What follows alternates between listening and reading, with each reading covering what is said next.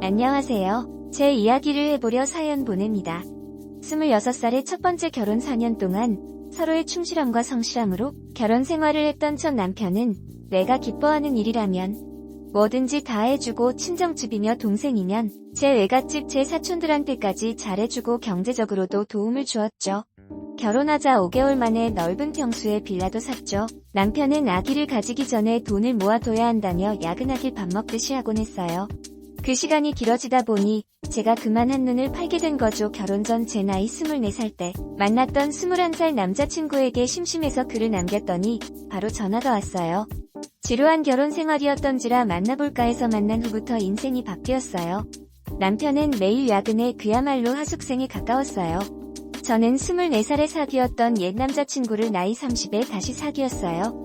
그 연하는 제가 결혼했다는 걸 몰랐죠. 그렇게 몇 달이 지났어요.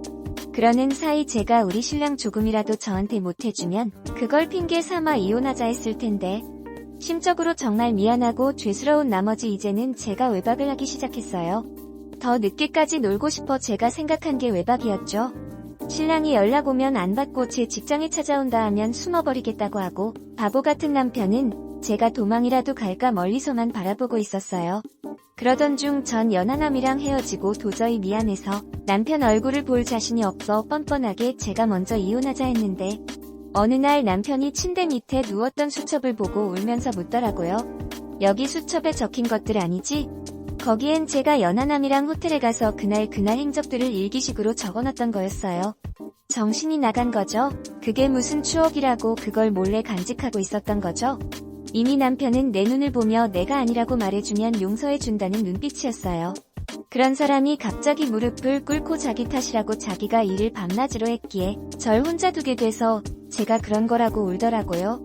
세상에 제가 이런 남자를 옆에 두고 바람을 피웠다는 게 마음이 찢어지고 가시방석이라 저는 방에서 나와 침실로 들어와 울었어요.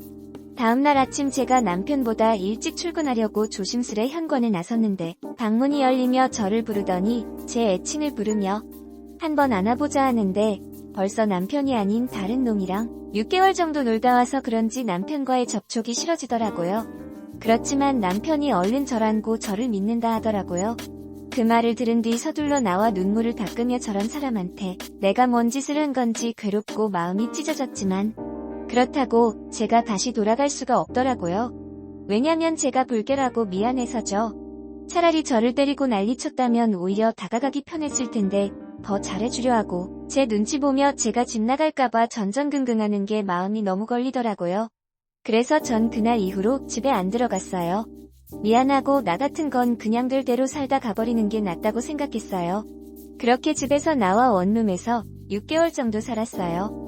이놈 저놈 만나면서 친구 중 이혼을 2번 한 친구가 있어서 그 친구랑 매일 퇴근 후 나이트에 가서 일주일 중 6일을 놀았어요. 그래도 직장은 지각 한 번 안 했고 결근 또한 안 하며 오로지 바람은 남편이 이혼해주는 거였어요. 그렇게 시간을 보내며 다신 결혼이란 삶을 하지 않을 거라고 착각하며 살고 있던 어느 날 주말에 다른 이혼한 친구가 같이 놀자고 했고 지금의 남편을 만났어요. 그때까지 전 한 번에 기본 3명은 사귀었죠. 제 마음과 시간도 같이 보내는 첫 번째 남자친구.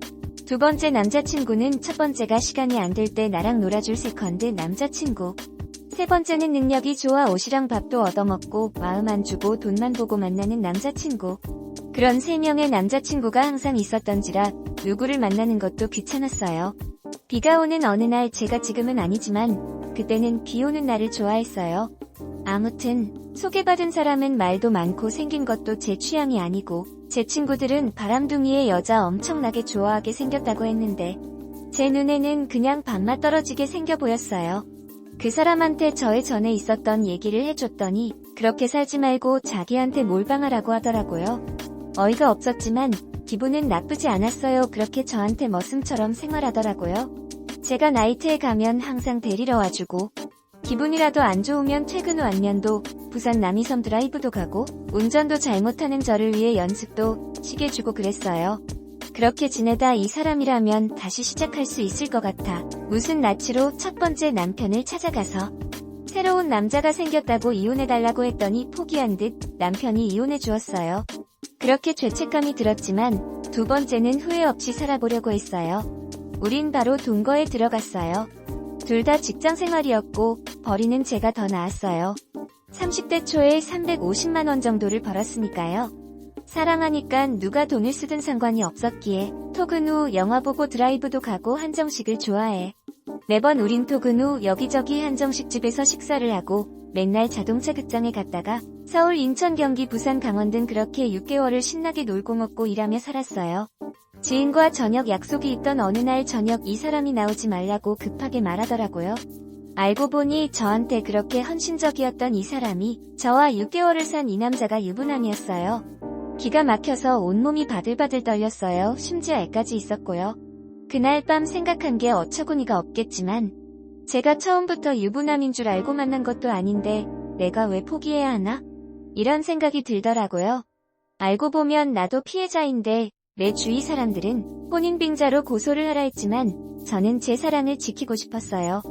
유부남인 걸 알게 됐지만 내 입장은 내가 사랑한 내 진심 그리고 내 시간은 거기에 대해 누구 하나 위로해주지 않았고 오히려 주위 사람들은 제가 이 사람 다시 만나면 저를 안 보겠다고 했어요.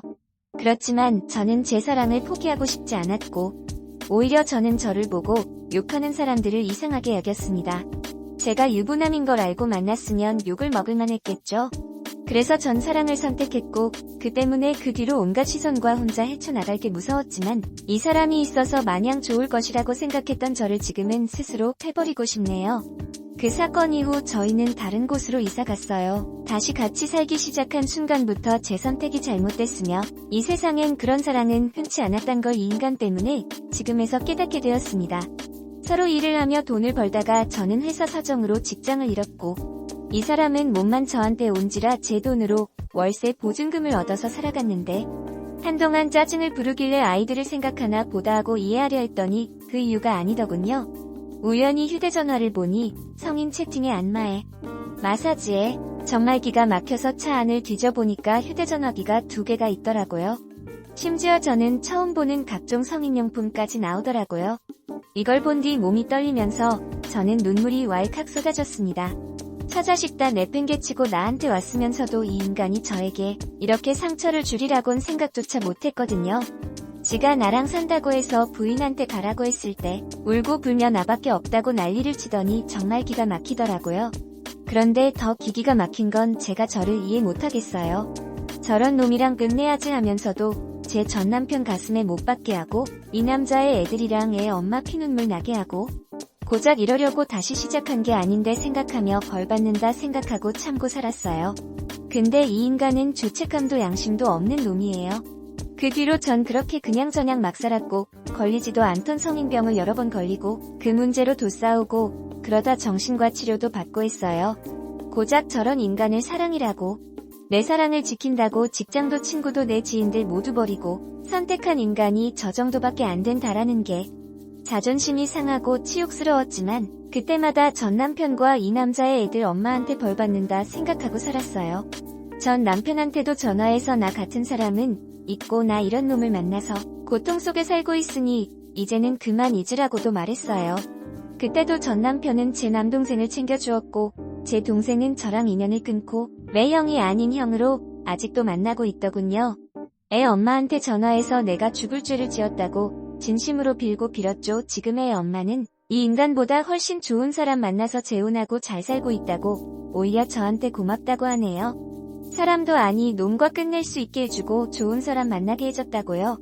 그 말에 동감이 가고 진심이라는 게 느껴졌어요. 제가 이 사람을 만나기 전에는 그 누구보다도 이 인간에 대해 속상하고 가슴이 미어터졌을 애 엄마였을 테니까요. 긴 시간을 오로지 애들만 보면 참고 살았다고 했던 그 말을 이제는 뼈저리게 느끼고 있습니다. 저는 아직도 이 남자와 살고 있으며 그동안 셀 수 없이 다른 여자와 놀아나고 거친 성격으로 인해 이혼을 결심하고서 집도 나와 친정으로 가봤지만 친정엄마는 저를 잊은 지 오래됐다며 집에서 나가라고 하더군요. 어쩔 수 없이 저는 다시 집에 돌아와 이런 게 내 팔자려니 하며 이 인간과 살고 있습니다.